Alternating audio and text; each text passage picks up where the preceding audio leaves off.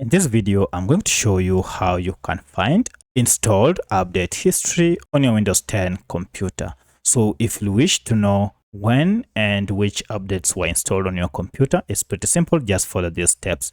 If you find this video helpful, please like and subscribe to this channel. Alright, so the first thing you need to do is to go ahead and click on the start menu on your Windows 10 computer and then click on settings.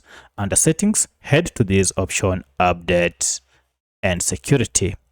Now under this, scroll down until you see view update history.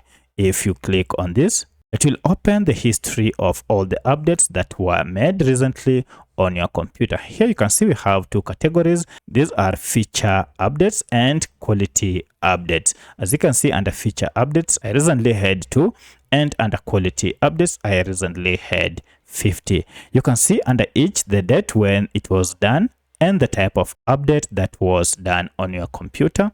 And here you can decide whether you want to uninstall any of them. You'll also be able to see here whether it was successful or not. You can see this was successfully installed on this date. Should you want to uninstall any of these updates, it's pretty simple. Just go to the top of this page and click on uninstall updates, and this will open a list of all the updates that were installed on your computer.